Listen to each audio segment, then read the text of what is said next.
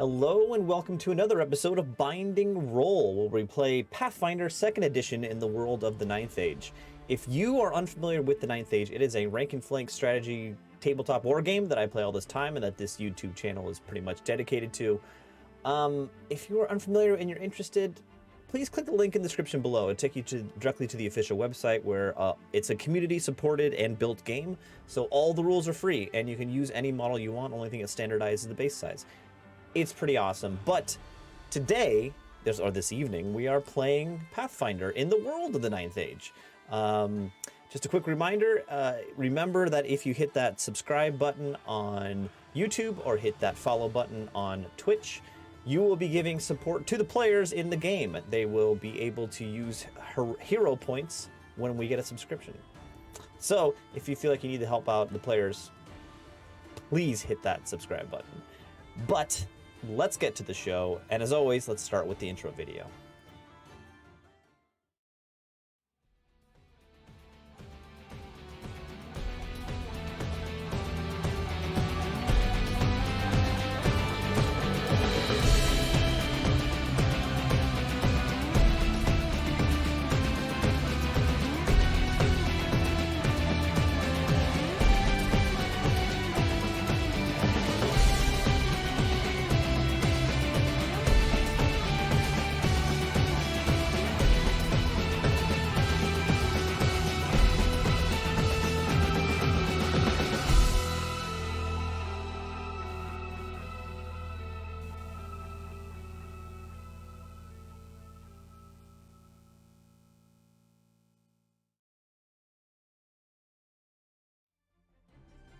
Well, hello everyone. Welcome to this week's episode. Sorry we're starting an hour late. This will be probably a little bit of a shorter episode, but that's okay. We're still having fun.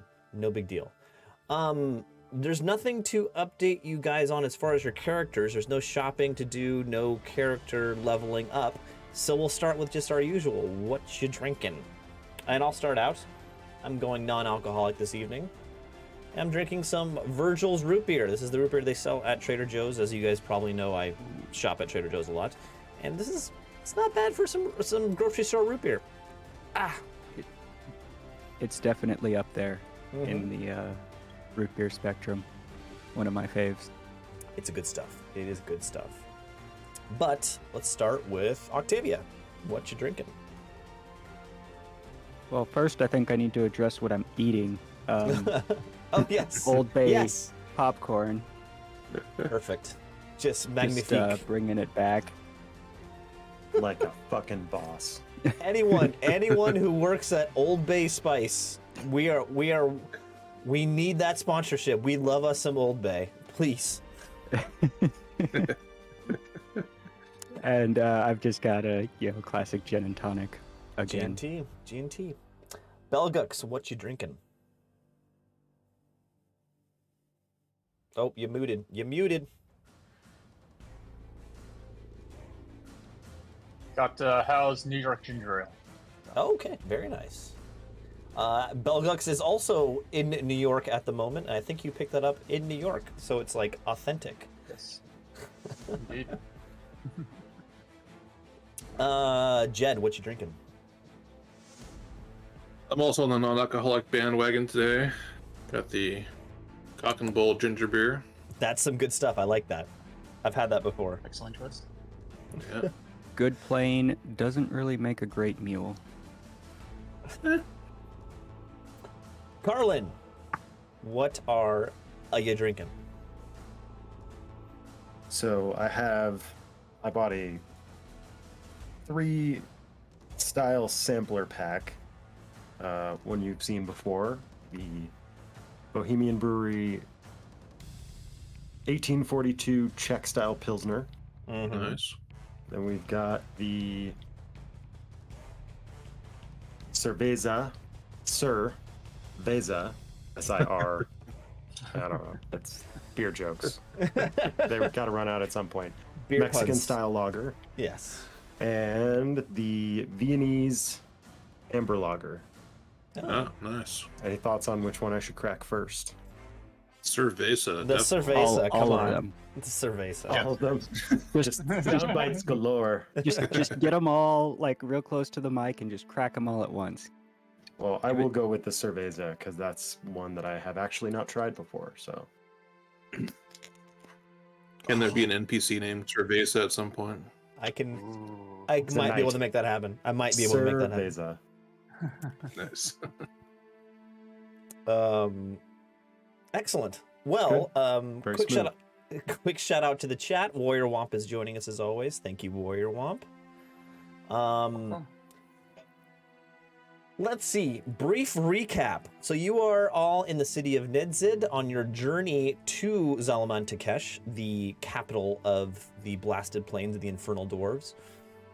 But in Nedzid, there's been a orc and goblin warband warborn incursion north, and that all train traffic has been stopped. So you've been in the city for a while, done some odd jobs around the city, but there was a attack on the city, an explosion by a group named the Blazing Dawn. Not quite sure why why they're attacking the city like this, but the Overlord was injured. And then after some investigation, you realize they came from the sewer. You made it down the sewers. You fought some salty crabs with some Old Bay seasoning on them. And then you eventually found a group of the Blazing Dawn at the beginning of the bottom of the sewer. This group consisted of 5 people. There was Cow Dung, the slave beast herd. You found Glugs, the goblin bartender from the train. You found Brongus, the assistant to the conductor of the train, and also the the Broomhilda, the wife of Viggo Mortensen, the timeshare salesman who Jed hired to investigate where she went. And lastly, let's see here. You know what? I've already forgotten his name. Hold on one second. Pantoris. This is the highborn elf individual that seems to be the leader of this group. So this is where we're landing. All 4 of you have approached this group. You were addressed by Pantoris, the highborn elf, saying, "Welcome to the Blazing Dawn." With that, I'll pass it on to you. I'm going to bring up the map here. You are in the salt-corroded sewers of Nedzid, and here you are at the Blazing Dawn.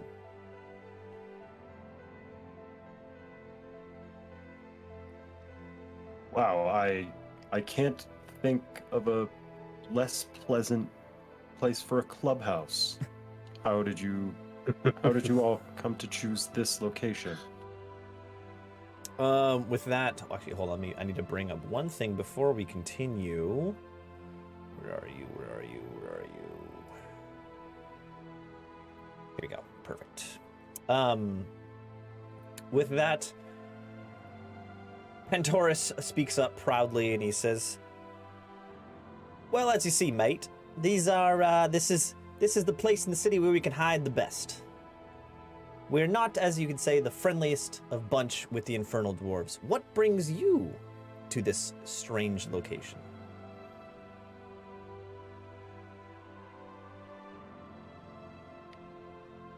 Why did we come down here? For some reason, feels like that was a week ago. It's almost like it was a week ago. No. I came down here for a snack and I pull out my claw and just start munching on it. Don't forget that sprinkle that Old Bay on it. Don't forget the Old Bay spice. Old Bay. Really got to plug that sponsorship. Plug for that sponsorship. Plug for it. should Yeah, it's say. better. Yeah. We're- hashtag not sponsored. Okay. Yet. First in this conversation, I need all 4 of you to take a perception check. Shit, I guess I should open Foundry. Make something up.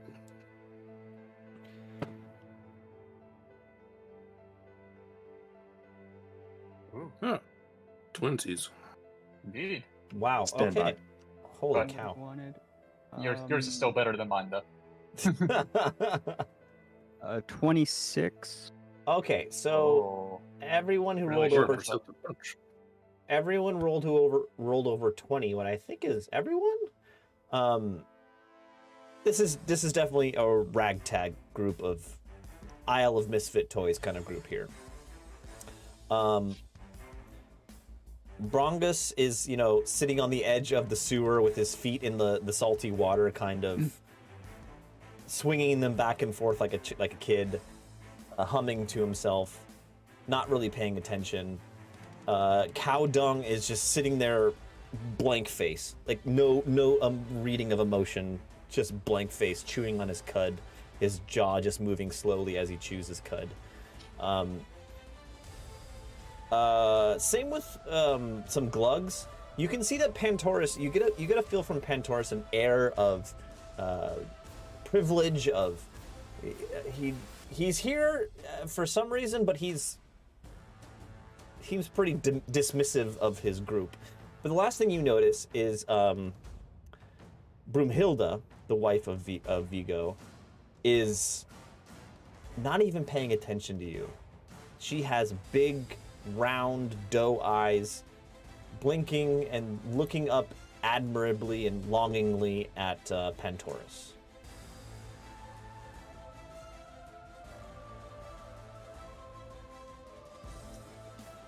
So Pantoris says, yes, I really don't care how you got down here, but are you friendly to our group? Well, we're not opposed to your group. I guess we don't really know your group. We're kind of new around town, and we've been hearing a lot of different things about a lot of different people. Oh, well, welcome to the Blazing Dawn, as he opens his hands wide. The number one, the highest of class of renegade groups in the Infernal Dwarf nations. Highest rated on Yelp. Highest rated on Yelp. Do you have a pamphlet or something, perhaps? He looks around and says, "No, I do not have a pamphlet." Some sort of literature. No. Good. That was a test. That no good secret society has pamphlets. Exactly. Have you? Keep it that way. Has the slave trade brought you to Nedzid? He asked you straight out. Actually, he's looking at Carlin because you seem to be in the front of the group at the moment.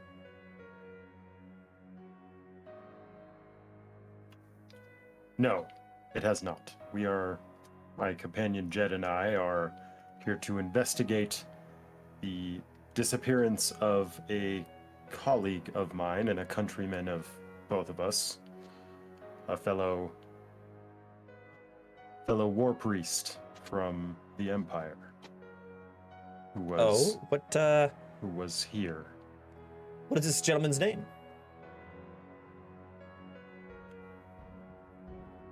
That's a really good question. Carver. I don't remember. Carver. Ah, yes. I just remembered. His name was Carver. We used to call him Tim. All right, hold on one second. Let's see if. Okay. Yes. Carver. Yes. I do remember a certain gentleman named Carver. He came through this town months ago, and as a matter of fact, he was one with us. I had a discussion with him. He was against the enslavement, also enslavement of other people. He was. So you're friends with Carver? Work friends. Out of character. Also a really great question. Did I actually know this person before coming here? Like maybe just in name, not in. You knew the name, you didn't really know the person. Jed, you didn't know him at all. No. I've heard good things about him, though. Yes, we know him by name and by reputation, but we have never actually met. Just a, colleague. We wear the same banner. Very good. Class act. Well, you seem like trustworthy gentlemen. I would like to invite you to join the Blazing Dawn. We need as much help as we can get. Absolutely smashing. What kind of help would you be looking for?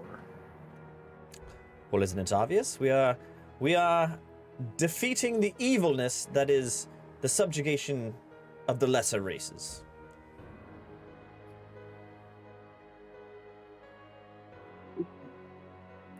And we are doing this by attacking the evil overlord of this city.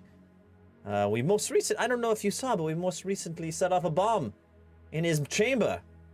As we haven't checked it out yet, but I believe we got him this time. Got him.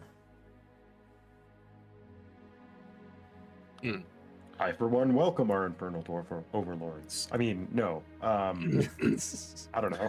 What do you guys think? You know, I appreciate the I appreciate the goals. I don't know if I agree with the methods.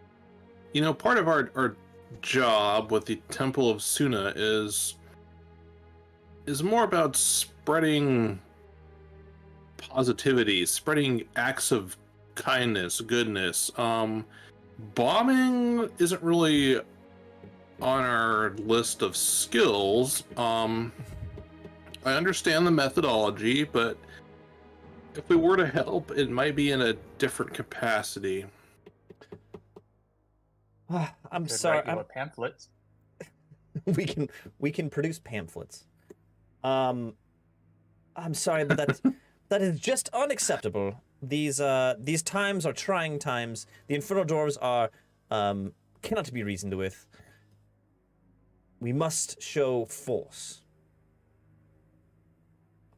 You behind there, you little green goblin over there. You must know what it's like. You must agree with me.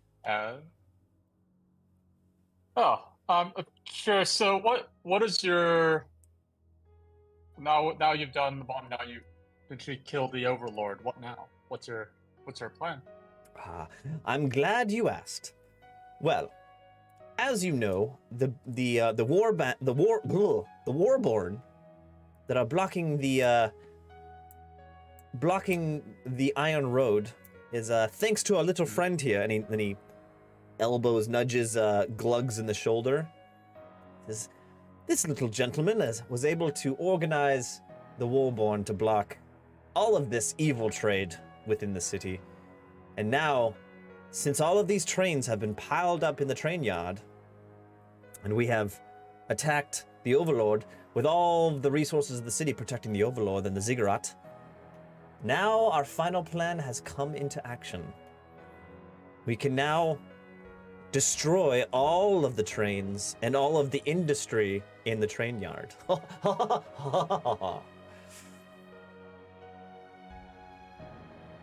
And you hear I'm glad you hear you warned us, you hear Cowdung grunt in approval, like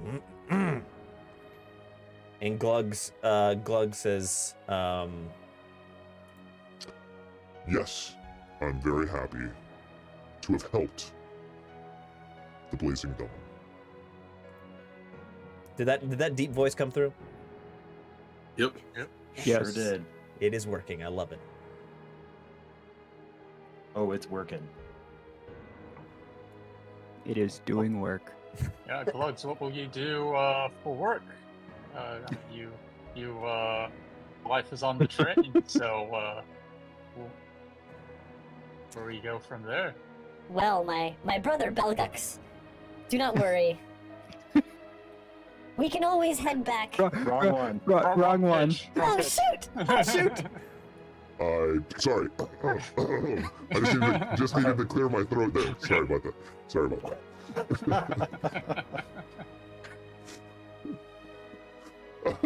My brother Belgux. The gardens are our home. I do not need a job. I merely was on the train to orchestrate this plot. I see.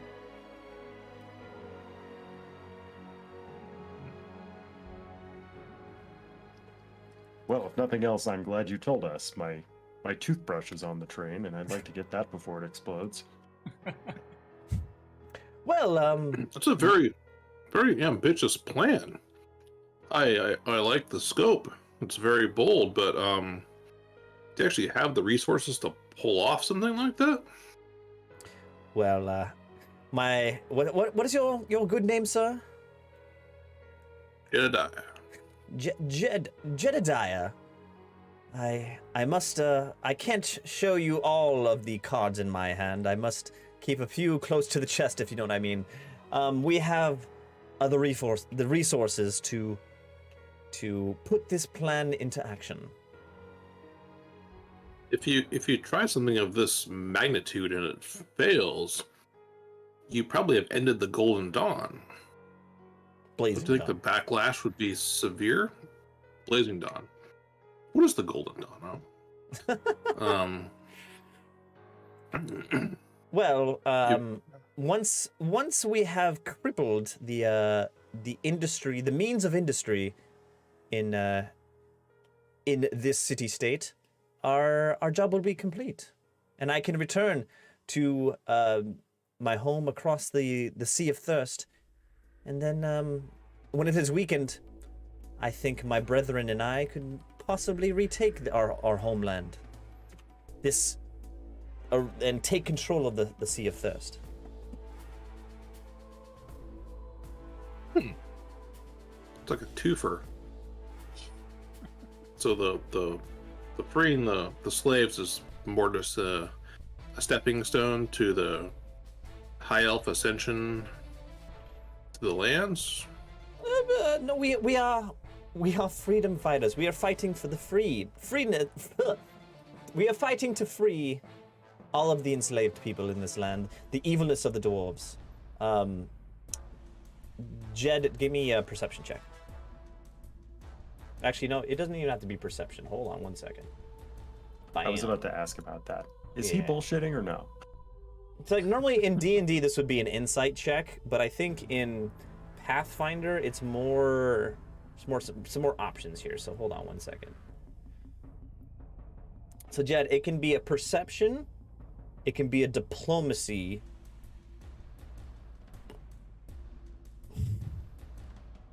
or a society check. I would think, I would think Yeah. society would be the most apt. Society it is. Any one of those three. A 5.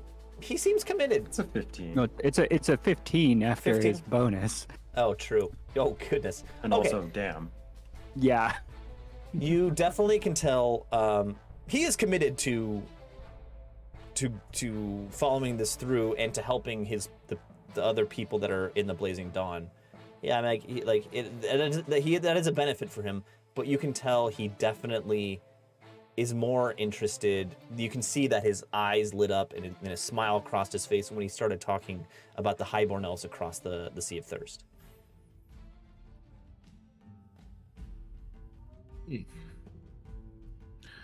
Well,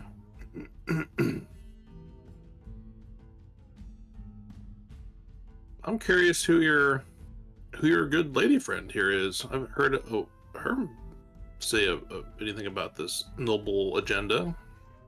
Are you referring to Broomhilda? Yes. She's just a groupie. She doesn't talk. Oh, sweet, gentle Broomhilda. She has connections in the city. She has influence, and she is able to hear things in the city that the rest of us would not be able to hear. She's an asset to my success. And he winks at her, and you see her just blush and giggle.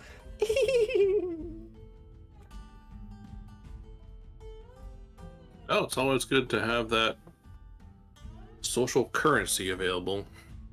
Yes, of course. Smashing. Good man. Smashing.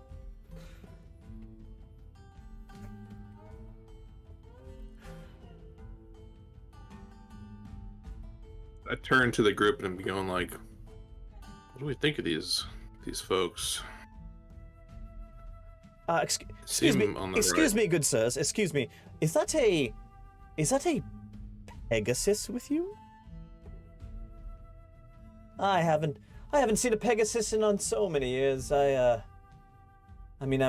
wrangled a few Pegasus in my day, if you know what I mean, but it's good to see them. I did not expect to see one in the sewers. I don't think I know what you mean. I don't either. Usually when people say that, it means that they mean something entirely different. In the background, Broomhilda giggles again and sighs. And then he says, when I was being raised on the western shore of the Sea of Thirst, my father owned a stable of Pegasi and unicorns, and he took me out in the morning time, and we had glorious numerous rides above the Salton Sea on Pegasi. This one seems a little diminutive, if you know what I mean. A little Side weak. note, Pegasus Ranch sounds like a brothel in Nevada. Yes, the good old my father's Pegasus Ranch, the Pantor Pegasus Ranch. I'm trying to formulate a response to this. Give me just a moment. But Octavia looks that flabbergasted. was the heyday before the influence of the dwarves of the east that took over the Sea of Thirst and polluted it, blackened its skies. Oh, I've got something. go for it. It's all you. So, what I will say is, so you claim to be against slavery, yet you exploit my people. Oh, so you say this out loud. I say that out loud. With a little bit of shock and surprise. He's like, "Oh, this Pegasus speaks? Witchcraft, I say. Witchcraft." Huh. Carlin looks at Belgux and Jedediah and it's like, huh, I guess we did get over that really fast to the point where it's no longer weird. Which is weird. Is this Pegasus your pet, Colin? Are you its master? Don't say that. The Pegasus will stab me. Are you in the market? You seem to have some nostalgia with the Pegasus. Oh, give me a persuasion check or a deception? What's Glare menacingly at Belgux. Let's see.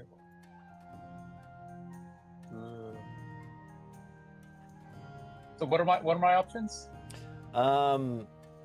Deception or diplomacy, one of the two. Depending on what you're trying to do by saying that. Are you actually trying to sell Octavia, or are you? No, I'm just trying to see how strong his convictions are. So deception. Slavery nonsense. It's pretty good, right? A 4. What is that total? A 3 total. Okay. Woo. Pantorus chuckles. He says, "Jolly good show, Goblin. A jolly good show, but I have no need for a Pegasus."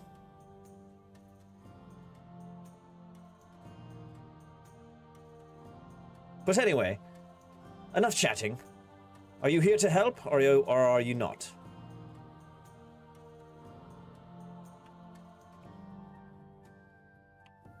I mean, do we vote? Or I don't know. Is there any incentive of any kind? What's in it for us? Give me a diplomacy check. Oh boy. Character sheet. Actually, no. Give me either diplomacy or religion, because you're a warrior priest. Okay. Can I now argue that because I'm a warrior priest, I can use religion for anything, even when it doesn't really seem Not- to apply? Not everything. Not everything. Just All right. Worth asking. Oh, snap. Okay. 26. Oh, snap. Nice. He says, yes. You're correct. I cannot expect everyone to be as convicted, not convicted, as Not strong-willed, convicted. Never convicted. strong-willed as I am, and as virtuous. Charged, yes. Convicted, no. As virtuous as I am on this subject, so I must, I guess I can offer you,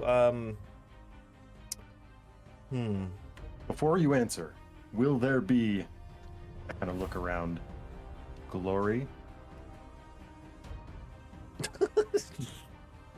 Yes, of course there'll be glory. When you're fighting on the side of good, there's always glory. Well, I mean, sign me the fuck up. But I understand. I have very little to offer. My family was once wealthy and rich and reigned over this region, but there's been hard times. The infernal dwarves have done horrible things to the highborn elves of this region. So what can I do for you?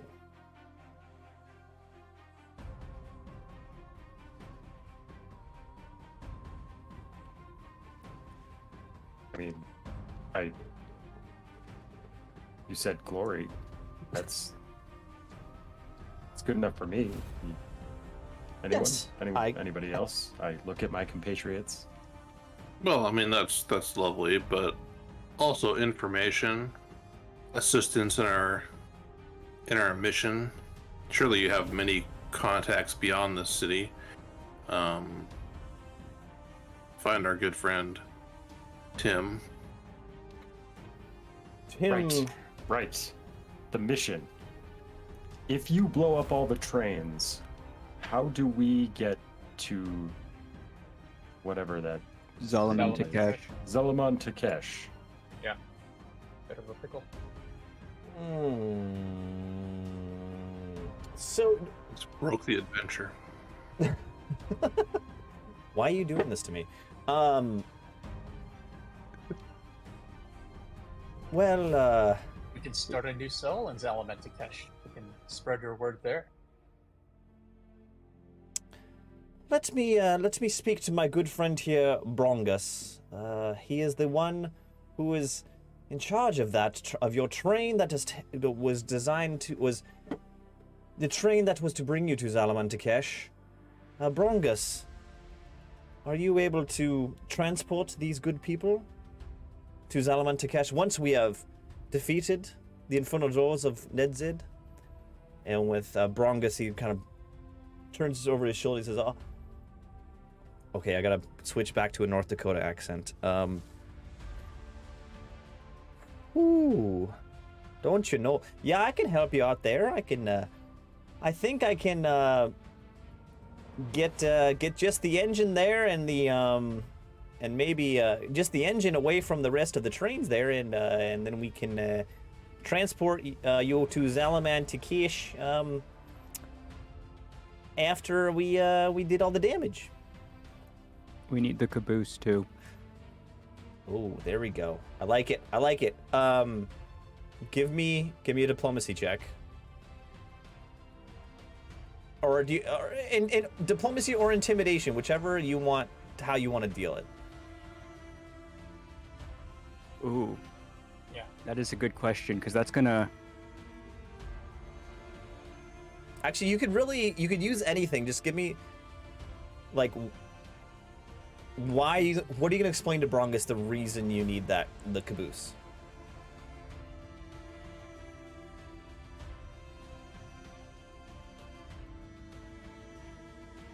Like, for instance, you could say religion-wise you need it because it's got all your religious artifacts in it or something. I don't know.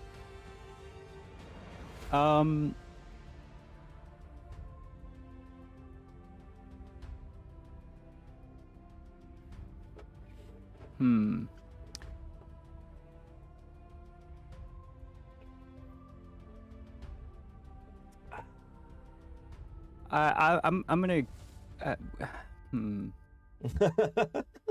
Tough choices. It's tough because like there's a lot of choices.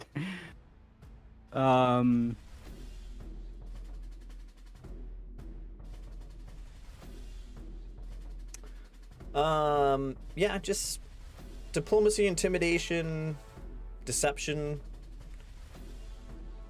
I think I'm gonna go with intimidation. Okay. Because I feel like working in the fact that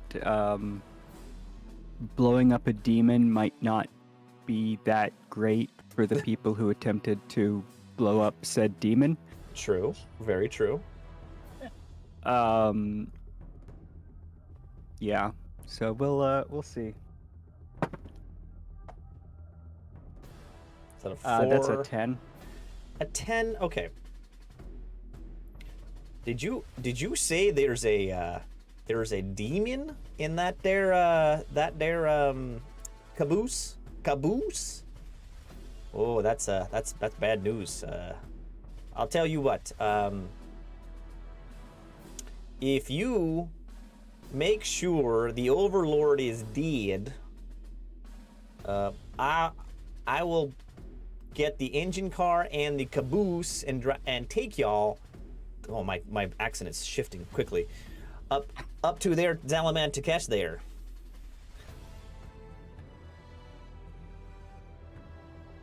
Assassination's a pretty tall order for What? a leader of a city. Oh, that Consider it done. that there Overlord is a bad man. He needs to pay for his crimes there.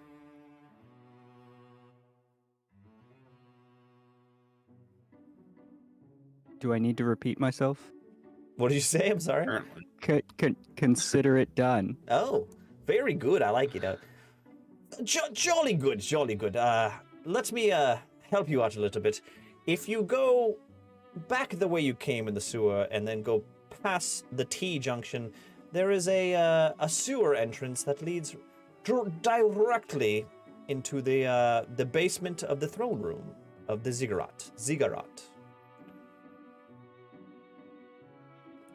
We do not know if the Overlord has been injured or is dead, but we need to make sure he is dead. Therefore, all of the warriors and the police of this city will return to the Ziggurat, and the train yards will be free for our destruction.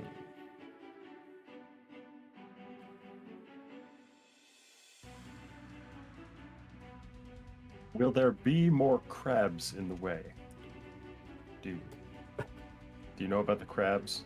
Oh yes, the crabs. They're all friendly. Just they're as much afraid of you as you are of them. You know what I mean? I've got this powder here. It's from the Bay of Old. Just sprinkle a little bit on these crabs, and they'll leave you alone. That was brilliant. No notes. I hate how seamlessly you worked that in. Yeah, right. It was effortless. That's good GMing right there. That was.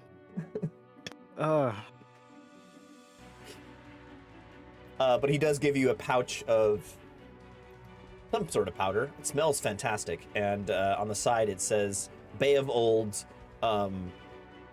crab repellent.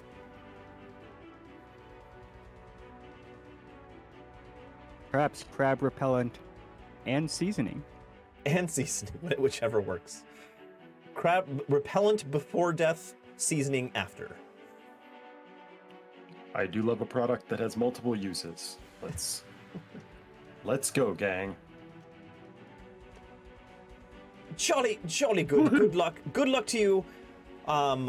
Once you have dispatched the Overlord or confirmed his death, raise. Here, light the powder of the Bay of Old in the throne room, which will create a a red smoke, and we will see that from the train yard, and we will begin our assault. You'll be able to see it considering all of the smog overhanging the city. Good point. I did not think of that. But we will see it. Could we just like tell one of you? I mean, like almost all of you. Anyway. Fair enough. I'll see you in the train yards after your work.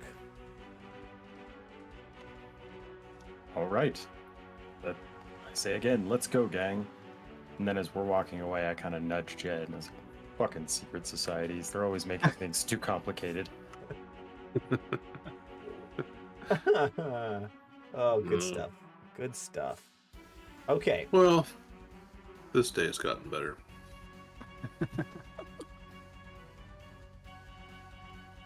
Oh shoot! Hold on 1 second here. Okay, so if you want to Before move, we go into danger, almost certain danger, can any of you? I mean, I can, but could any of you perhaps heal Jed and I a little bit? You know, I've only got so many spell slots here. You know. Oh, sure. I can practice on you. I mean, heal you. Sure. Why not? All right. Why don't you tell me why not? You don't sound so sure Why in not? your abilities. You'll be fine.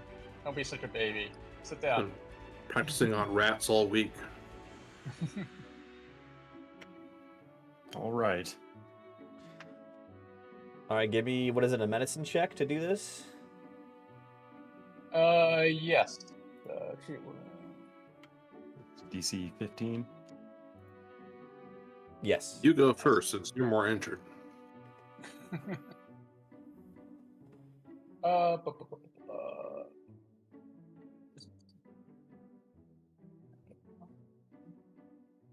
All right.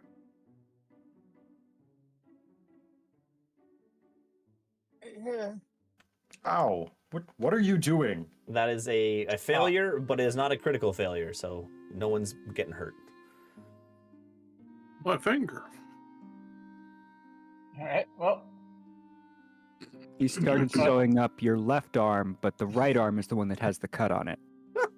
yeah. You're looking didn't get like the surgery feat where it's like, oh, if I do like 1d8 damage, then I get advantage or something like that. But gotta cut you up first. All right, Jed. You seem to be a more willing patient. Now Yeah. Patient's the- fault. there you go. There you go. There you Nice. go. That is a successful heal. Heal me.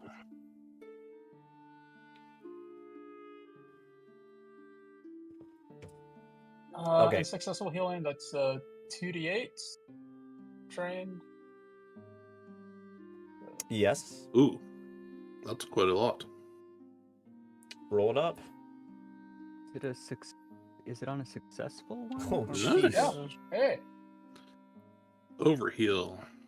So we got. Yeah, 2d8 on a success, 4d8 on a critical success. Goddamn. Okay, so Wow, you are a good doctor. So Carlin, you're pretty like your injuries are from crab claw bites, you know, like it's squishing your fingers and kind of pinching the armor. And all of a sudden, cow dung walks over to you without a word. And he's still chewing his cud. And he spits up the cud, which is, I don't know if you guys know what cud is. Goats, like, they regurgitate into their mouth and chew it and then continue to help it digest more. So it's like they're regurgitated food. And he puts it in his hand. It goes from stomach to stomach. Yeah. And then he just smashes it into your wounds. Like puts it on, puts it like a salve, you know, like remember in Gladiator when he wakes up on the cart and the guy who becomes friends with, like, it heals him by putting like meal on his cut. That's a deep cut. I don't know. For some reason I remember that same. And it's basically like that. And you heal. Hold on 1 second. Oh, great. Well, that's gonna get infected. You heal 2 HP. But the downside is you definitely have a certain smell that's sticking with you at this point.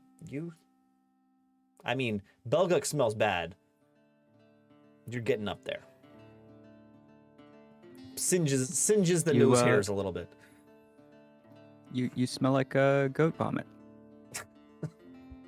Goat vomit from a two-headed goat that has had one head fed what came out of the other one. Ooh. That is a vivid image. Futurama. Futurama reference? Anybody? No. No. Okay. I didn't get it. I don't know Way that over one. It was my in head. the later But seasons. it's So haunting. All right. Well, now that that's happened, I guess it's time to go. Thank you. All right. Okay, so move your tokens back up the way you came. And get to the crossroads. Crossroads. Yeah, the T intersection. This one? Yep, Or the right one over where Jed is. Directly north of you is, you can see at the end of the hallway there's a ladder with light beaming down from it. That is the exit they were talking about that'll lead into the ziggurat. Whoa, Jed, slow down.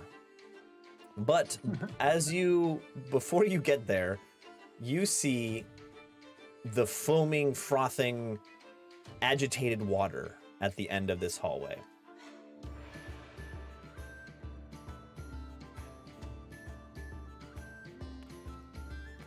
What would you... I'll take the pouch, fly over the frothing water, and just dump the entire contents into the. That's what I wanted to hear. There you go. This is going to be great. Okay, I need you to roll me, and I'm going to force you just to do one this time. It has to be a crafting check, because you are cooking with Bay of Old Spice. All right. It's on the wrist. There we go. 18. There we go. As you Nice. dump it onto the agitated water, you see I've worked with this particular blend before. you see the crabs kind of come to the surface. They stop swimming around. You see the crabs come to the surface, kind of like use their claws to like push this spice into their mouths, and then they sink back down and there's no agitation and they float away. Good job. All right. At the end of the hall, there is literally a rickety ladder leading up into, like, you see the construction changes.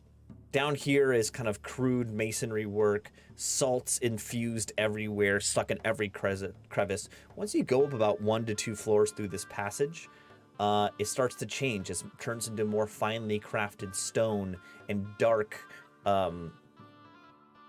stone, like obsidian. And you get to the top of this ladder, and you realize you are in the middle of the ziggurat. How would you like to proceed? Stealthily. Yes. Stealthily. As a group. Group stealth. I need In particular, how high are the ceilings? So what you're popping up into is a small space. It looks like a storeroom. Maybe Okay. like a waste room. There's kind of refuge in this room. But I need you to give Gender's me closet. a stealth check. All right.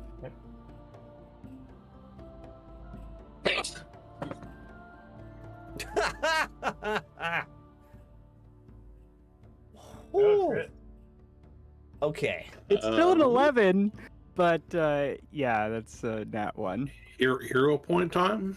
Yeah, no, that's using my hero Okay, point. I believe you Definitely had might be 2 or time. 3. Yeah, 2 or 3 hero points, so that this is gonna bring you down 1. Well, I'm gonna use my personal one. Ah, okay, very good, very good.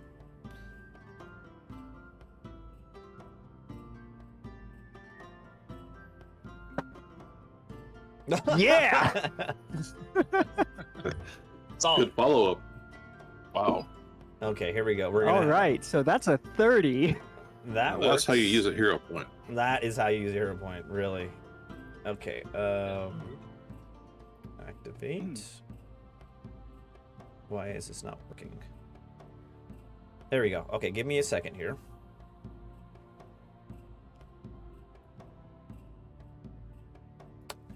Bam, and then I'm gonna go ahead and just drop in Belgux, Carlin, Jed, and Octavia. So, you come up. I'm gonna make this simple. You come up into the back of house area of the ziggurat, and you realize that you're in the kind of passageway for the servants, but it's empty. And you are able to scope out around this center room, which is this throne room that we're looking at right now. And you realize with these service passageways, you're able to enter this room through any entrance that you want. There's 5 entrances, the one to the south, 2 to the west, and 2 to the east. At the head of the room, on the throne, is the Overlord. Is he dead?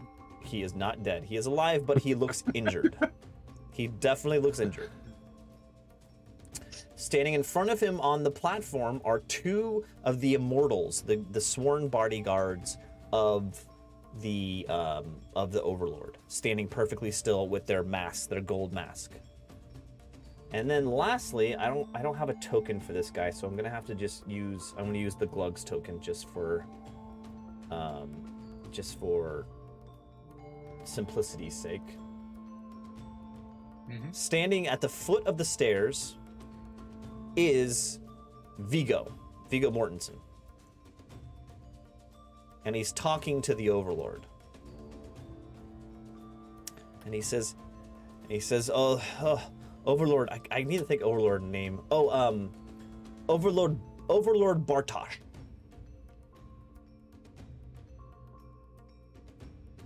Have I got a deal for you? No, he doesn't say that. It's a joke. But he's talking to the Overlord about his wife is missing. And he suspects her of being involved in the bombing. He also mentions that if the Overlord helps him find his wife and punish her if she's doing what he thinks she's doing, he has lots of resources to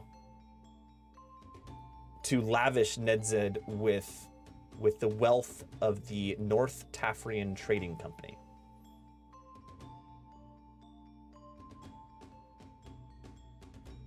So with that's the kind of situation that's going on right now. The rest of this area is clear. There's no one else in this room. All 4 of you are scoping out the side halls. You can approach this any way you want. You can go back down in the sewers, you can attack, whatever. This is up to you. Let's split the party. How Another high quarter. are the ceilings? Very high. At least 20 feet. Okay.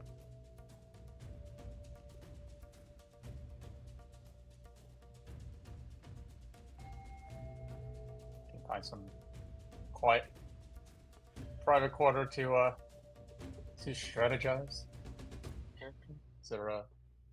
I mean, I think the idea right now is that we're basically in the back room, so we can Yeah. strategize however. You're safe from see fit. from any prying eyes at the moment. So my idea is we come out of one of these two doors. Oh, is it not going to let me ping the other one? It doesn't look like it's going to let me ping the other one. But the two northernmost doors. Or at least I do. Fly basically to the ceiling with my incredible stealth roll. Yeah? And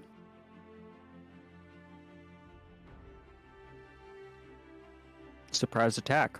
Just attack. Just go for it. Well, at least on him. On the main guy. And then it's just a matter of GTFOing once he's dead. Who's gonna believe a Pegasus came in and assassinated some dude?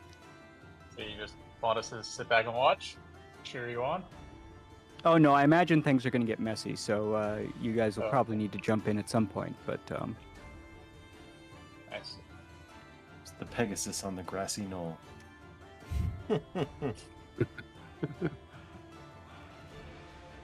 All I right, so don't know that assassinating heads of state is part of our creed. Carlin, what do you think about this situation? I feel like we'll have a very hard time returning to our lives at the Empire after killing the leader of a neighboring country. Oh, it's let me we're pretty far interject away here from first. home. Would you Word believe travels that slow. Suna condones this? I mean, technically, he's an infidel. Do whatever you want. If we Are you can't saying convert him, I guess it doesn't matter that much. So you have to make the attempt to convert first? Gotta give him a chance? Or... Oh, I'm sure he's heard the word of Suna. Who hasn't? Oh, Okay. okay. He had his chance. Very good. Remember, this is what they teach us. This is what they teach us in Warrior Priest School. Warrior comes before priest. Every time. There are just regular priests for all that other shit. I think we took very different classes.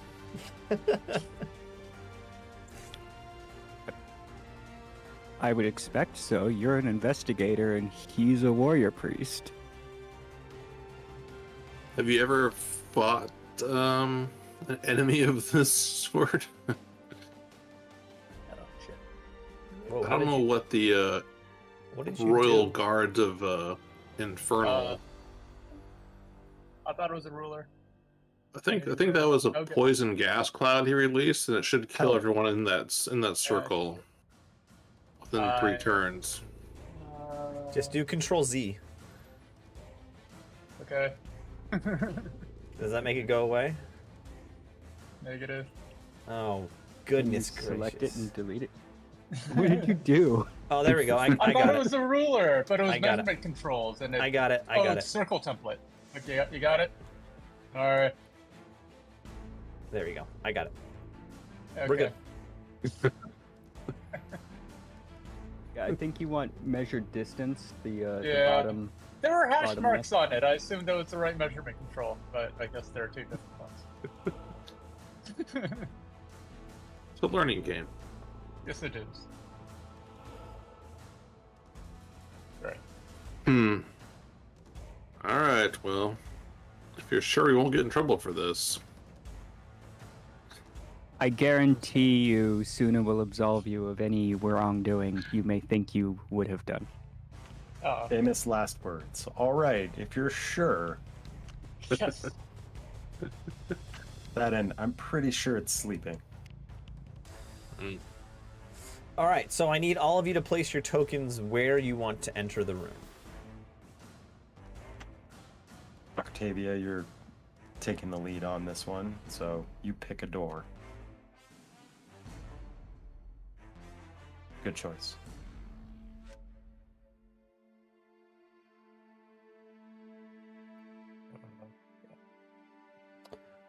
Okay.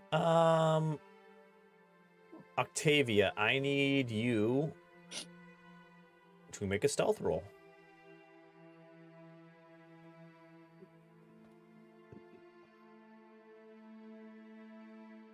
You know, I think patience was one of the virtues of Suna, so if we count to 1,000 before we intervene, we should be absolved of all guilt.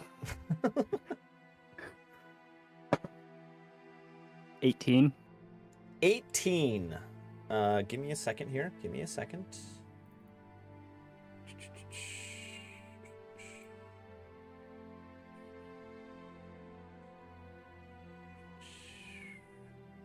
Oh, right. Hmm? I just got a great idea. Before I leave, I'm gonna take the picture of Broomhilda from Jed. We're gonna pull some Metal Gear Solid bullshit here, or at least try to. Oh, hold on. I gotta add this to the encounter. Here we go. 1 second here. Picture is yours. Enjoy. Alrighty. Warrior Womp in the chat was on the same page. Ooh. Oh no, that's Mm. exactly where I got it from. Warrior Womp, you're an inspiration to our foolish antics. Okay. It's a hive mind. You successfully fly as quiet as you can, flying over the heads of all these people, and you successfully make it to the airspace directly to the side and above the Overlord. Okay, so you're saying I made it to like right here. Yep. Okay. On my way over, I would like to have passed by right about here, Yeah. at which point the picture will be dropped. Okay. The picture drops and it Bombs away. floats down like a falling leaf and lands at the foot of Viggo Mortensen. He looks down, is confused, picks it up, looks at it, and with a confused look for a few seconds, says, My sweet Broomhilda? She never dresses like this for me. What is this? All right. With any luck, that has produced a sufficient distraction. Mm-hmm. Um, With that, I need everyone to right-click on their token and click the button that says Toggle Combat State, and then roll for initiative.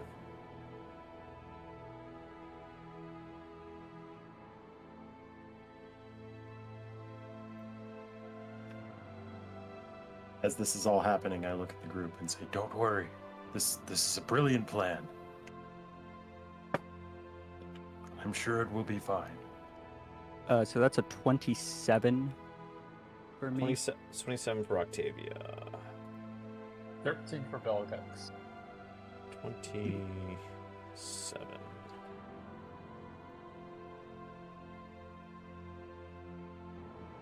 All right, Octavia, you definitely go first, but barely. Oh wow. Swing on the Overlord. So this is a surprise attack. Well, give me all your special rules, like about your first attack, that like because it's surprised. Yeah. Okay.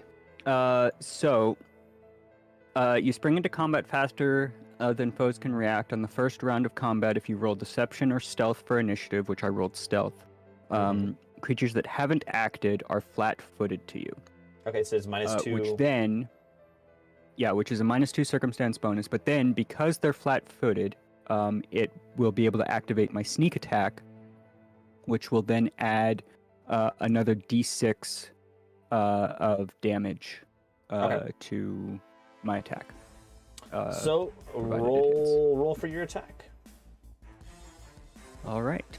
So we shall utilize my short sword. So it's going to be +10 to whatever I roll.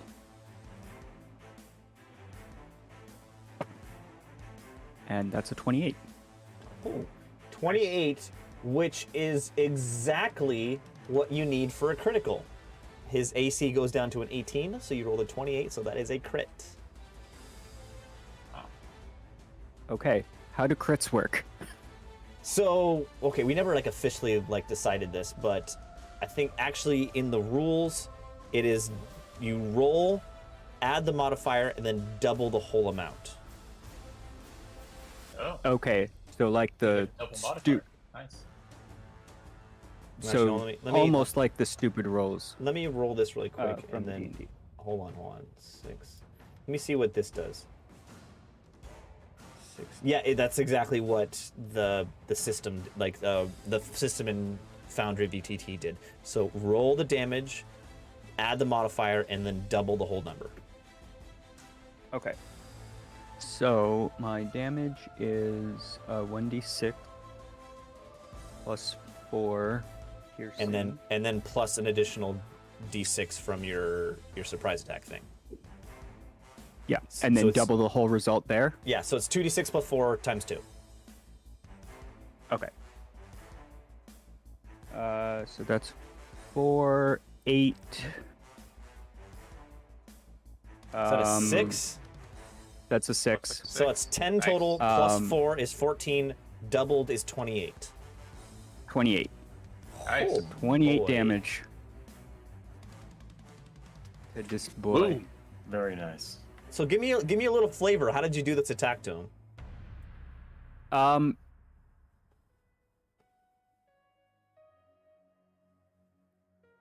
You know what? I think the way that I want to play it is instead of holding my sword in my mouth, I positioned it such that so let me actually. So pretend this is my sword.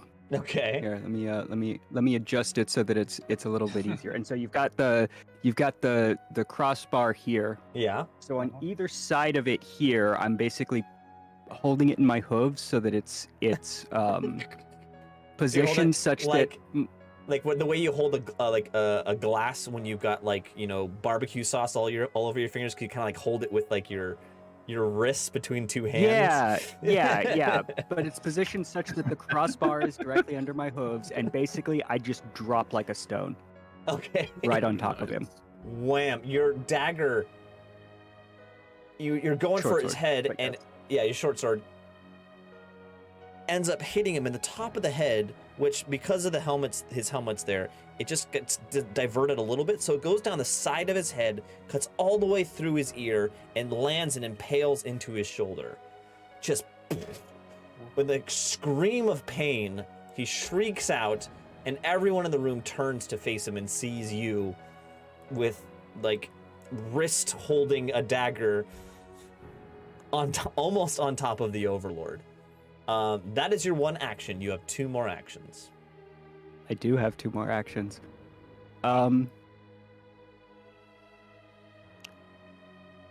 I take it he's still alive? He is still alive. Okay. I mean, he is severely damaged, but he is still alive. we're gonna go again. Okay, this is at -5 to hit. -4. Oh, yeah, -4 because you're the yeah. Short sword is. Yep. He still has the -2. He's still flat-footed, but you don't get the additional d6 damage. Right, because I think that's. I mean, it doesn't state that. It's when your enemy can probably defend itself, you take advantage to deal extra damage. If you strike a creature that has the flat-footed condition with an agile or finesse melee weapon. Then what does the rule say about it making him flat-footed? Doesn't it say on your first attack? You take a -2 circumstance penalties. Some effects give flat-footed condition only to creatures. No, doesn't say anything about sure that has the duration.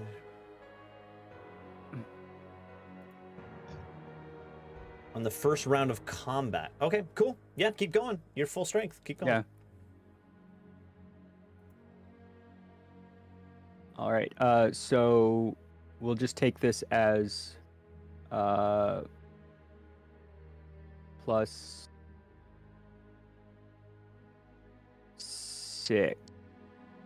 Okay. +6. Because it should just be the -2. Yep.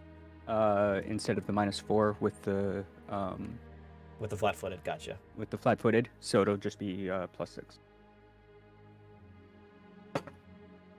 So that's 25. That is a hit, but not a crit. Right. So 2d6 +4. That's 4. 7 + 4, 11. 11 damage. Whew, he is still alive, but you have one more action. I do. You do have one more action, but he is still alive. I might as well just try to hit him again. Okay, that's -8. But he's still flat-footed, so it'll only be -6. So Yep. it'll technically be +2. Gotcha.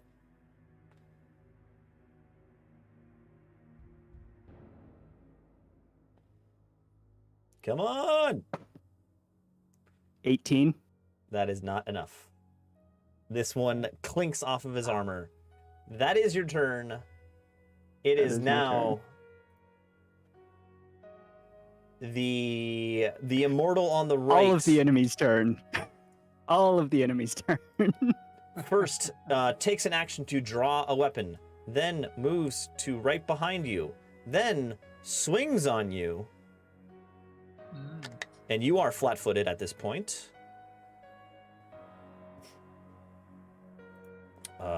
That is a total of 27. That'll hit. 29 with your flat-footedness. Not a crit. Well. What's your normal AC? Oh no, that would be right. That would be right. It's 19. So yeah, that would be a. That would be a crit. That would be a crit. Oh no. All right. So damage critical. I mean, that's what I get for not trying to run away. 18 damage. Jesus Christ. Oh, hold on. No, it's not a crit. I use my nimble dodge. Oh, okay, there you go. That will do it. So I rolled 9 4. So that is 9 damage. Sorry. Okay. That's better. So that'll be. Is there a way to just do like damage? In your actual number, HP number on your token, if you right click on your token, you can just type in -9 and it'll do the math for you. Beautiful. All right, next up is the Overlord. He turns to face you. He is very angry. Uses an action to draw his weapon. He then swings on you.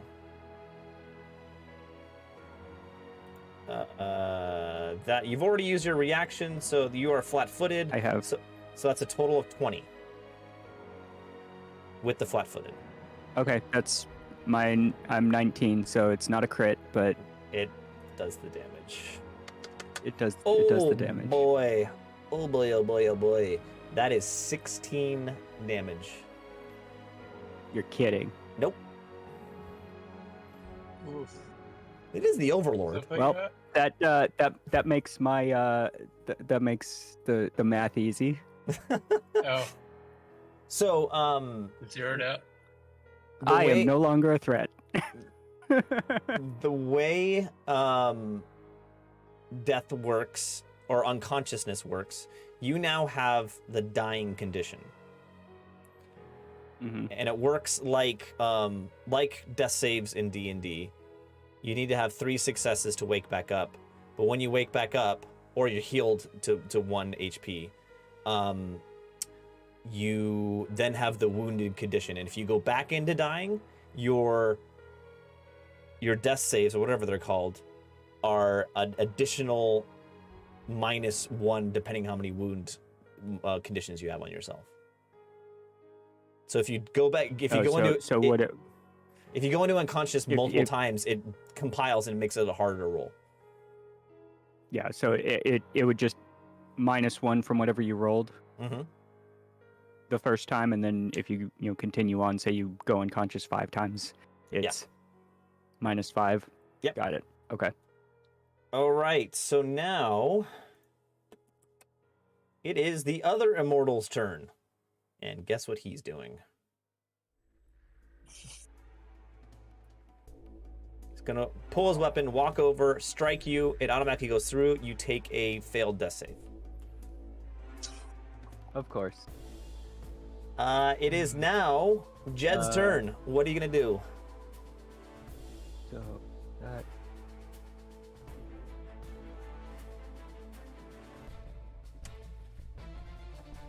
Are you muted, Jed? Oh, I was gonna say, Octavia, you are 2 right now.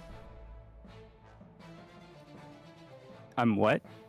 Just 1. I'm sorry. You're Yeah, dead. I just Yeah, I just dying. have Out of one. 4. Okay. I think I did that right. Holy crap. Okay, so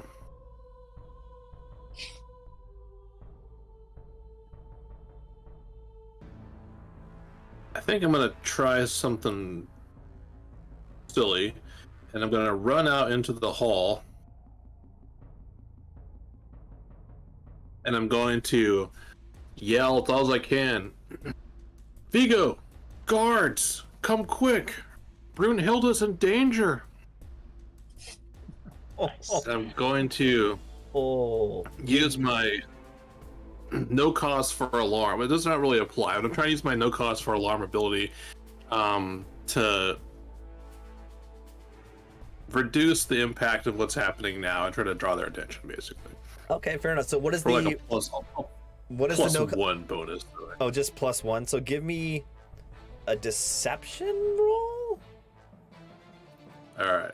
Let me check on. Let me see if that's the right roll. I mean, he's technically not lying. She is in Yeah. danger. She's part of the most wanted, organization in the city currently. you She's can in do danger of a broken heart. A two-faced high elf. you can do her. deception. You can do deception, intimidation, diplomacy, or society. Actually, no, not diplomacy, just society. These are matters of love. All right, I'm going to use society. I'm imploring Vigo, bring those guards. We'll need them. Brunhilde's really in a pickle this time. She's so crazy. She go crazy. Boom, 25. And then let's see. I gotta roll for all these guys. So I'm going to motion towards this far exit down here. this is gonna be a will saving throw. Hopefully they're not very willful. Come on.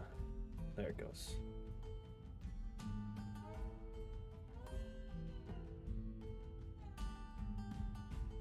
What did you roll total? 25.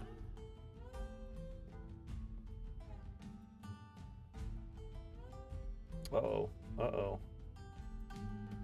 Oh boy. Wow. One more. Hold on. One more roll. Oh! So, you say this Vigo, the two immortals turn to face you with shock and surprise. And you hear Vigo go, "My love, Broomhilda!" And he runs towards you. Both of the guards run towards you also. They won't actually, they'll run in their turn. But you see the Overlord lift up his left foot and rest it on top of Octavia's prone body. That was 2 actions. You have one more.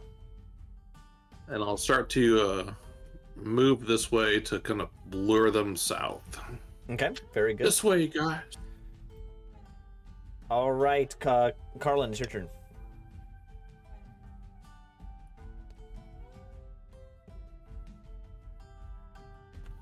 Oh boy.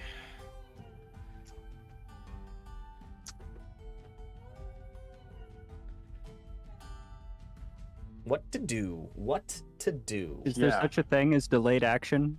Like, There is And the thing where you could say, I reserve an attack action, but you have to give me a trigger. You have to say, like, if this happens, then I will attack or move towards someone, or there has to be a hook to it.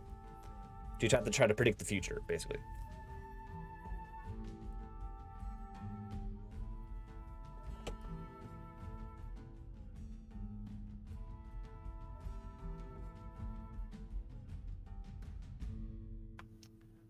Yikes.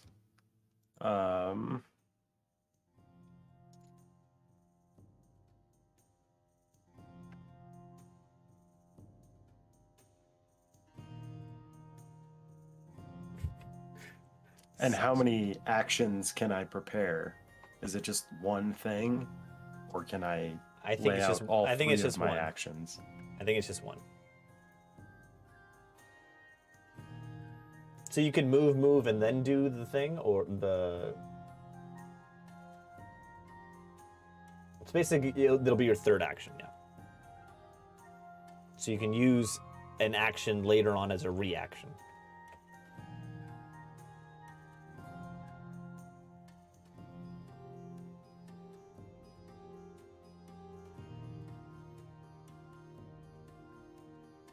Yikes. I'm not sure that. It certainly doesn't seem like that helps Octavia at all immediately.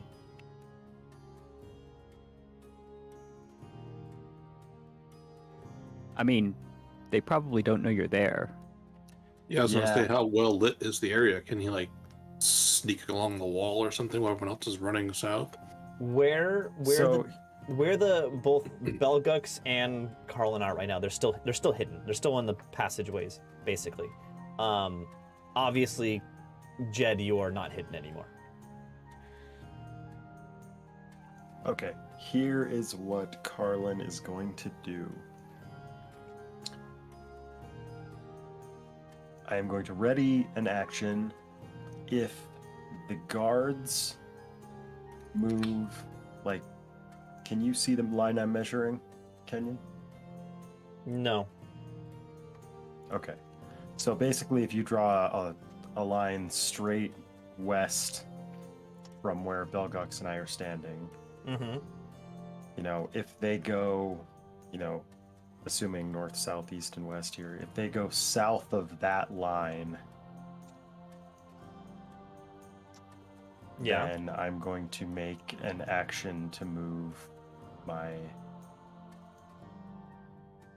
speed in the direction of Octavia, basically to this square. Okay, fair enough. That's the only thing you want to do? I think that's kind of the only thing I can do right now. So, yeah. All right, Belgux, it's your turn. I am very concerned about the health of my cargo.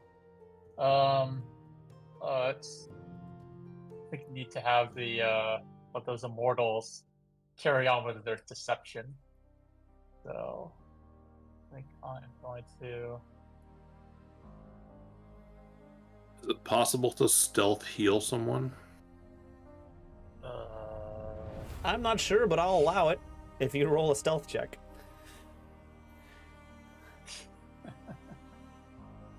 Get up there. I mean, I have a healing potion on me. Oh, yeah. Okay. Just grab it and pour it into her mouth. Yeah. Mage Yeah, hand. Wild. go more across. Wow. This isn't like a, I don't know, fence or wall. That's basically like a raised area. You could jump down with no problem. Okay. It's like a decorative deck or porch, right? Yeah, it's like like it's maybe 2 feet off the ground, if that. yeah, it's like a raised part of the floor where the politicians and stuff stand. Okay. I'm gonna try to stealthily move up to this corner here. So, All right, give me a stealth check. just up there. No, you're behind yeah. you're behind the guardrail. There's no need to roll. You pass automatically. Just gonna crawl. Yeah. No, I you didn't see can't. this No, one. you can't go there. Sorry. Okay. I didn't draw walls into this map, so I'm sorry. All right, that is your turn. Yeah, just gotta hope Octavia doesn't get her head stomped in. I'm likely to get stabbed. It is now Vigo's turn. He has a movement of, what's his move speed? 25 feet. So 1, 2, 3, 4, 5. That's one action, and then 2. He gets to you, Jed, and immediately tries to grapple you. Give me a reflex saving throw.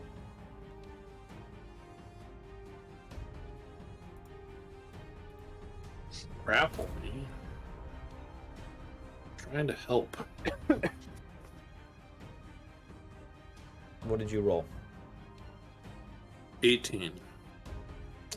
You successfully, like, he grabs at you and says, "Where's Boomhilda?" And you successfully, like, you bat his arms away, and you're not grappled. That is his turn. It is back to Octavia. Give me a death save. Straight up. Over 10 is good. 10 or less is bad. Ooh. At least it wasn't a 1. That's a fail. You Yeah, have suppose. two. You have 2 Wait. death saves on you. You can use a hero point if you want. You can use a hero point. Well, hold on. Isn't there something like using a hero point to, like, Oh yes. no longer Auto be? pass. No, Ah. you automatically stabilize yourself. You will not Yeah. become conscious, but you will stabilize yourself.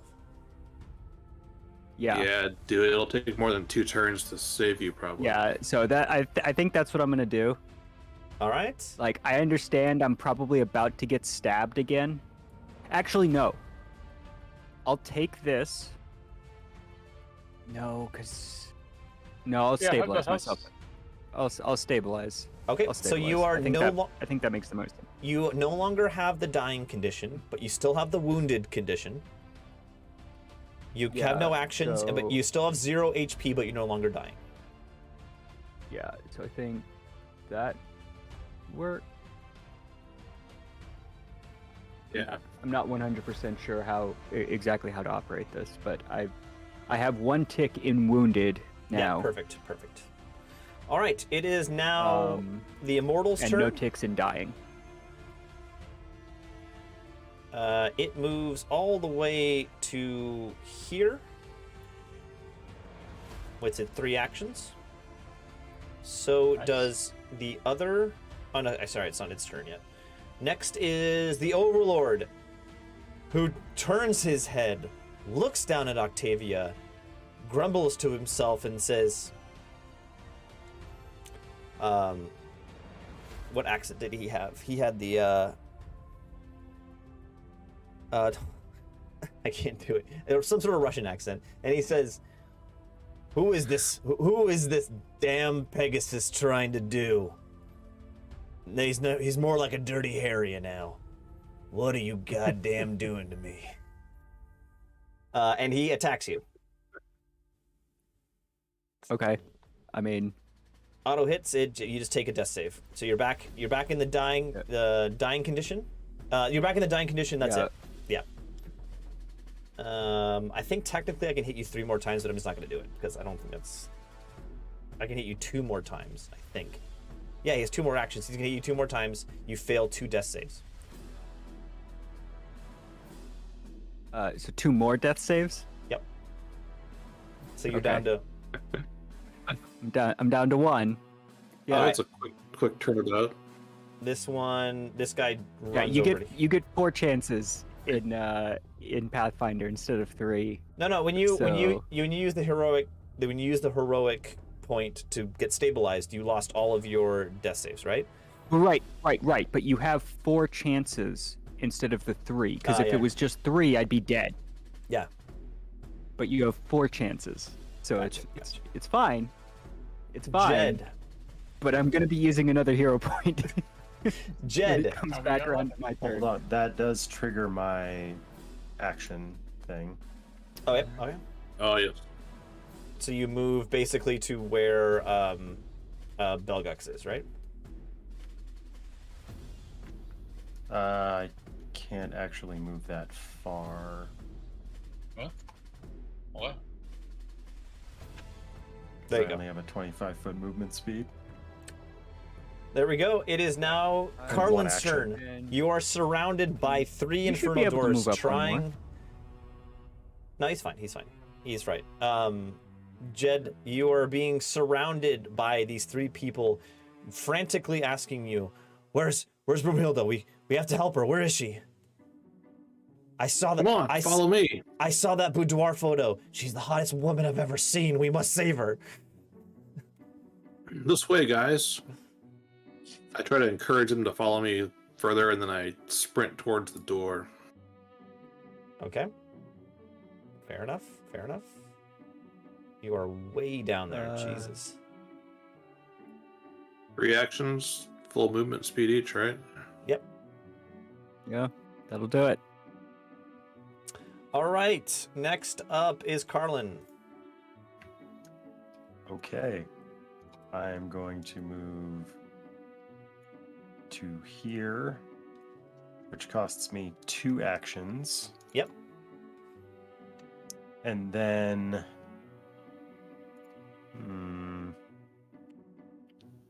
let's... 1d8 from a healing potion.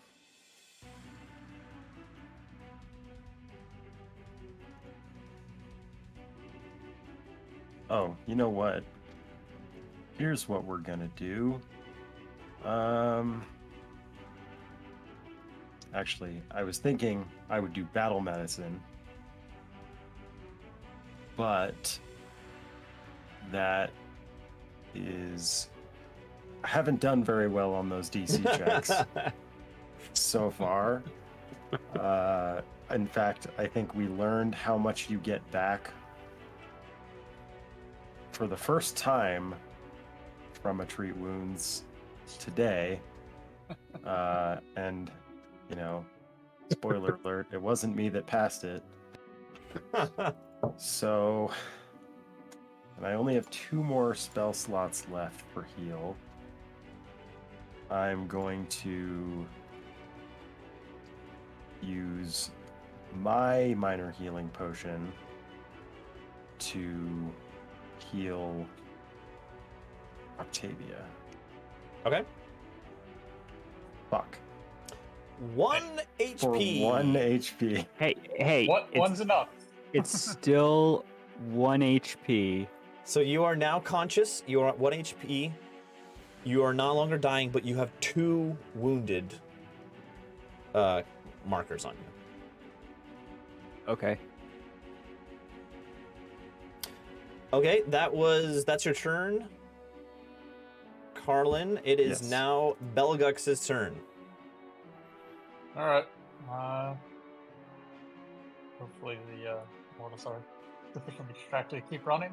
I will cast magic missile with 3 through my action, so that's 3 separate darts. Auto hit. One. So 6 total, and the last one is 8 total. That's 5, 8. Yeah, 8 damage. Ooh. So you raise up your hands, and these magic bolts all shoot out across the throne room, and as the Overlord is still standing over Octavia with his foot on, and you see a Carlin, like kind of like doing like in baseball, like a 2-handed slide to Octavia and pouring the potion into her mouth, as these bolts at the same time strike into the Overlord. With a shriek, in his dirty, hairy accent, he says, "By God." And he falls over unconscious. Let's say dead. He's dead. Well, he was gonna be dead. Yeah. So Jerk So- stabbed me a couple of times. I'm gonna stab him right back. We are essentially out of combat, but the 2 immortals and Vigo are all continuing to follow Jed down the hall. We're not in combat anymore. What are you going to do, Jed? How far away is the Salton Sea? Oh, it's a long Nice. way. It's like through the city. We're going to the Salton Sea. Oh my God. Okay. you're Well, and heading- they get there, and he's got. Well, she was right here. I don't know where she went. So She was right here though, and she was in trouble. You encourage the immortals to keep following you. Hold on 1 second. About when you get into the middle of the street outside of the ziggurat, let's give me this. Here we go. Give me another persuasion check.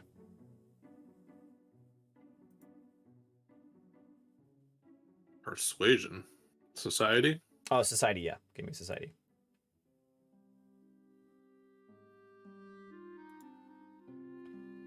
Oh boy. 28. Nice. Guys, I'm serious. She went this way. It was just down here, I swear.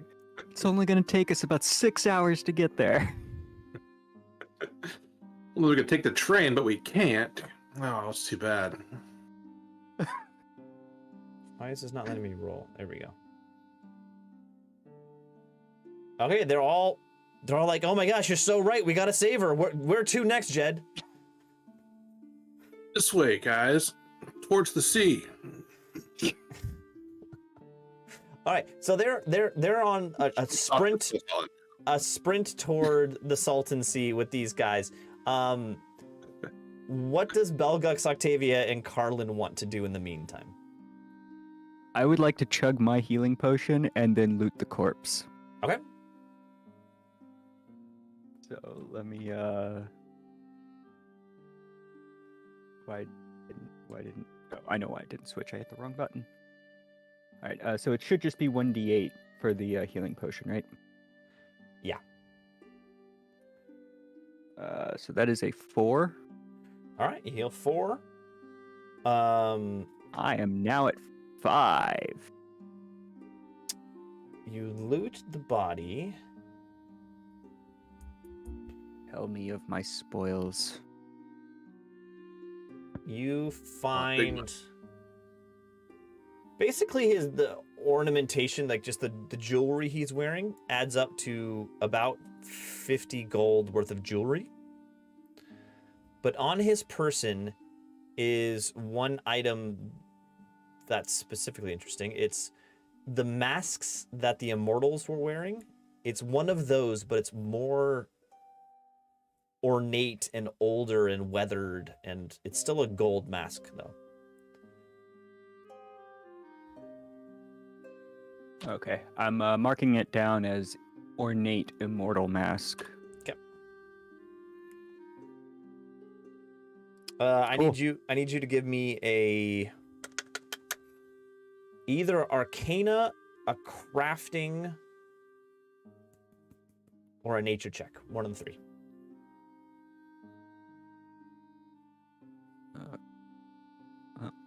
It's gonna be nature. Got a +5 on that one.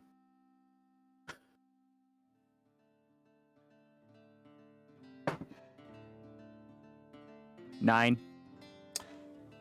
Okay, as you're taking this, you come to the realization that this will not fit you. This is designed and made for a humanoid head. I'm glad I'm intelligent enough to realize that before trying it on. There you go. All right, Done. perfect. I might look at it closer later, but right now I think we should GTFO. You're not gonna help your... Okay. Belgux and Carlin, what are you gonna do? I was gonna try to bandage up Octavia, but I suppose we can do that later. That's not a priority at the moment. I mean, there's a 5% chance I just kill you, so. I'm only Yeah. at 5 HP. I don't think I want to run that particular risk. The mask is sufficient proof of death, or do we need to bring? I other- think the announcement will be sufficient proof of death. Yeah. He is, Is there a bell we're supposed to ring? or Remember you You know- gotta burn the old bay, the Bay of Old Spice. no, we were just gonna go tell him. Oh yeah, you're just gonna go just tell gonna him. go tell him. You're gonna go back to the train yard, yeah. Someone. Yeah. Yeah, because we can't. So, although now that I think about it, I mean we could take his head. Oh my god. That should be sufficient proof, right? Murder horse over Wearing here. the mask. Yeah. All right. Sounds good. I'm not entirely sure that that's necessary, but you know, I've heard He of people being raised from the stabbed dead. me 4 times while I was down. Would you like to do the honors? I don't know that I actually could, like Oh. mechanically speaking. All right. Like I don't think I could get the leverage to do it. Okay. I got this. So I jump on my dagger and or hack the head off, toss into a bag. as you can see from the map, Carlin takes a step back. It's messy. Okay. Sure. All right. Is that all you want to do? And then are you gonna head for the train yards? Oh yeah. Because yeah, we should. Should we escape through the sewer? I'm That's- up for going through the sewer, not out the front door. Yeah, I mean, I could get out of the balcony wherever that is, which is probably up, which is probably not Yes. the best place to be going. But But I think the sewers is a good choice. Good idea. So I need Belgux, Octavia, and Carlin to do a stealth check. But one of you Oh, has no. this special rule that you roll one roll together, right? whoever has the lowest mod, which I'm I pretty got sure it's plus two. Carlin. yep. Gotta be me. All on you, Carlin. See, statistically, mathematically, this means that it's better if we do one roll. Yes. As soon as it becomes me making the roll for stealth, I'm not sure the statistics line up with the reality. 8.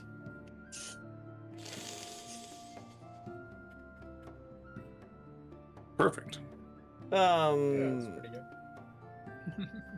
I mean, we got here pretty quickly. Give me a perception. There can't Give me be a that many people between here and Carlin. Give me a perception check, just you.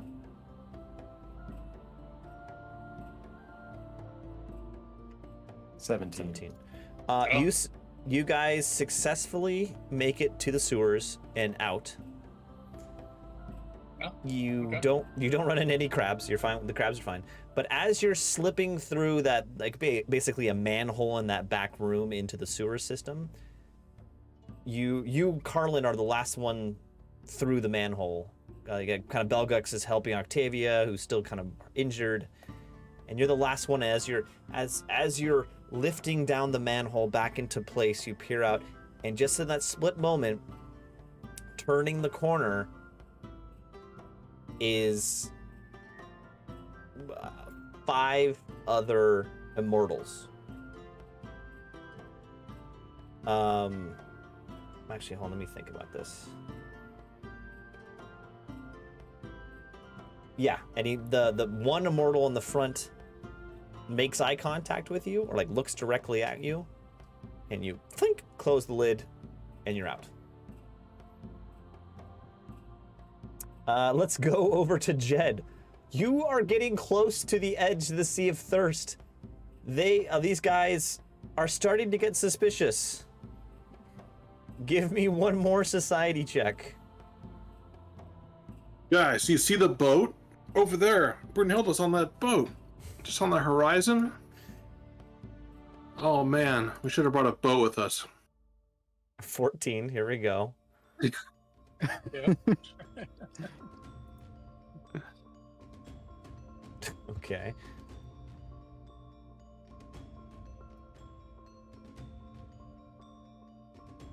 Okay. Okay, so the 2 immortals, the guards, they're getting tired. You can hear them breathing underneath their masks heavily, and they stop and they're like, Jed, how could Broomhilda be out here? This doesn't make sense. What are you doing? But as they're in the moment of like trying to explain to you, like what the hell are you doing? What, this isn't right.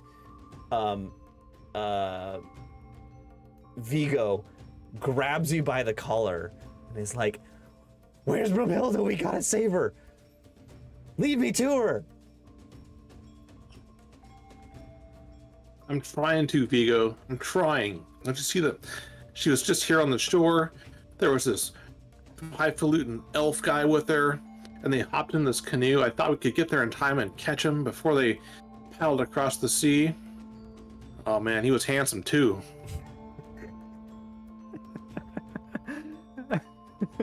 Oh, yes. Yes, Jed, you took the bait, and I'm so happy that you did. Okay. All right, so tell me what your overall plan is. Like, tell me, like, so you're telling these guys that to go out into the boat, and then you're gonna ditch them, or you're gonna try to get away from them. What's the overall plan? I'm gonna take him across the ocean if I can. Like with you in a boat? You like pay for the boat and everything? Yeah. Okay. If there's a boat. Give me, at this point, it's a deception check. All right. bonus points for using highfalutin. 9. Luck has ran out. Okay, the immortals immediately pass. They're like, what are we doing? We have to go back, and they start running back towards the ziggurat. But okay, Vigo passes.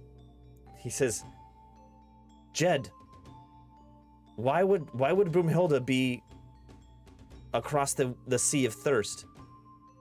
You're not making sense. what's this highborn elf? How handsome is he? Oh, Vigo. I don't know how to break this to you, man, but maybe it's time to just move on. You know, you can't win every battle. And there's plenty of fish in the sea. At least there was. At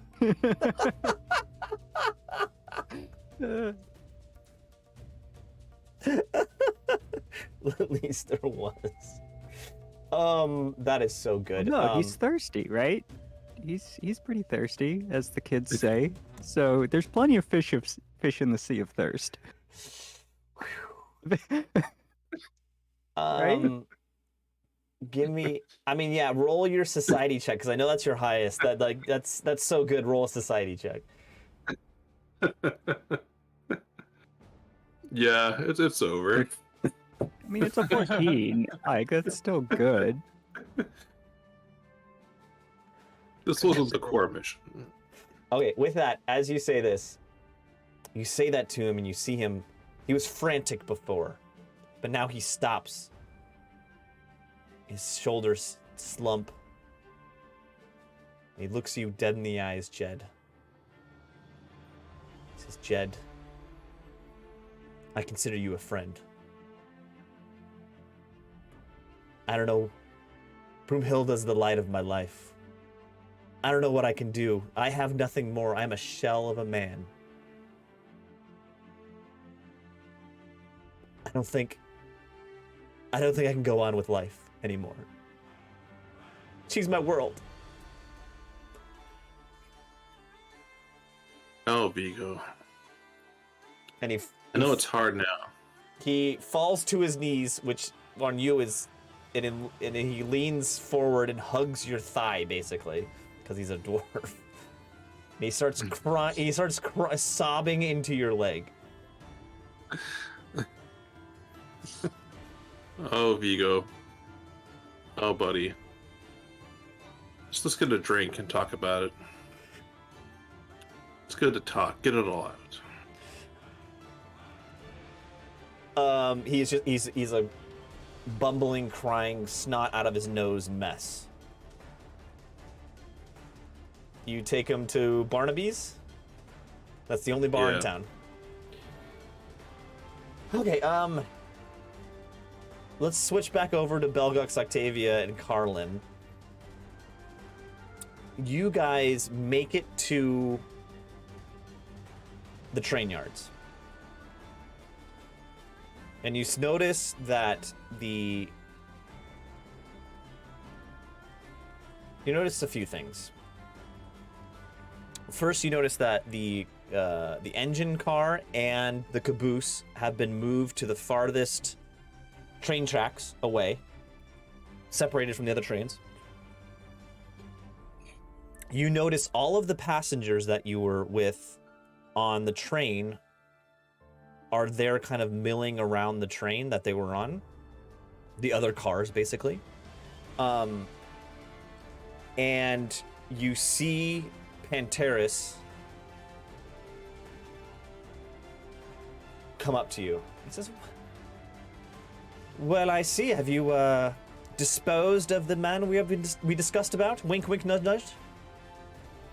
Oh, I toss him the sack.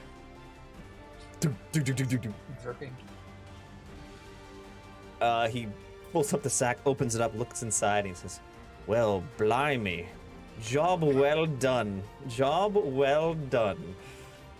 And he swings a little bit and then throws it into the center of the courtyard in front of the train, where people are milling about and standing. And and then we're gonna jump back to Jed as you're walking to the bar, Barnaby's, consoling him, arm over Vigo. You see this sack with a head in it land in the middle of the courtyard and tumble over, kind of like 5-10 feet away from you. Does it like roll for a bit and then come open and the head continue rolling outside of the sack? No, it's just no. You don't know it's a head yet. And he's like, Well, I mean, I know it's a headache. Jed, she was so good to me. I'm just a poor sad sack, and she loved me despite who I was. I'm sorry why did I ever second guess her and hire you to investigate her? I don't know what I'm gonna do. What do I do, Jed? Tell me what to do, man. Vigo, you got two options. One, you can move on with your life and be your best self. Two, you can wallow in pity and get drunk every night, or maybe you can win her back. Really, you see him pique his interest. He's like, oh, really? Do you think I can? Do you think she'd take me back? Well, I mean, there's always a fundamental, mismatch of principles sometimes when a relationship dissolves, and maybe it's just a realignment of those principles. What used to be, salty is now sweet, and maybe it's just you need to look at yourself a little more and think maybe it's just something about myself that maybe Brunhilde just didn't like, that just didn't have the heart to tell me. Something you can change about yourself that would maybe catch that glint in her eye again. I mean, maybe it's being nice to other people. Maybe it's being successful. Maybe it's not, putting others down above yourself. It could be anything. Do you have any thoughts of what it could be? Oh man, I don't know. I gotta do some soul searching. Jed, you're such a good friend. What can I do for you? I owe you everything, man. Without you, I don't know where I'd be. Well, I don't know, Vigo. We're both people with lots of balls in the air. I'm sure something will come up soon that you can help me out on. Oh, buddy, Jed, have I got a deal for you? There's this little bungalow just up the coast. It's wonderful. All you gotta do is sit through a short information session. I'll get you a great deal. And then as he's going into the sales pitch, from behind you, you hear like, not just an explosion, like a, and you see like a giant mushroom cloud? No, it's too much. An explosion coming from the train cars. We're gonna jump over to Belgux, Octavia, and Carlin. Panteris turns to you and says, "We've done it, lads. We've done it." And he raises his hands, and behind him, and he becomes silhouetted by the massive fireball behind him. And with that, we will call this session to a close. Wow, that was for a slapstick 2-hour-long session. That was pretty good. The question is, what's the title of this episode? Death from above. Yeah, there you go. A test of endurance. Nothing. Okay, no. Bay of Old Spice. Call us. Too easy. Too easy. Too easy. Death We already from went for above. the easy one last time. Lost Yeah. loves. Obvious Lost love. No, that's the test of endurance. It's can Vigo win his love back? Okay. Can the immortals keep up with Jed? Test of endurance. So what's the final vote? Test of endurance. I don't. Death from above or Bay of Old Spice. I go death from above. I honestly have nothing. I was just throwing something Death from random Above out is there. probably the better of those ones. Yeah. All right. I don't know. Something ties into the use of the multiple hero points. But All right, guys. Thanks for the game. Sorry we're on a little bit of a short session here, but people are watching. Please like and subscribe. You give these guys the hero points they used in this game. Hold on. Warrior Womp came up with a good one. The spice of love. Oh. Oh, that's a pretty I'm with good it. one. That's Yeah. a pretty good Do it. one. Pretty good. Let's do it. Spice of love, the spice of I love. like it. Warrior Womp, thank you so much. All right, we'll see you next week. All right, we probably won't see you next week, but it'll be 2 weeks until we do the next episode. But yeah, please like and subscribe and enjoy everything on the channel. Everyone have a good night. Good night. Bye, everybody. Thanks for joining us.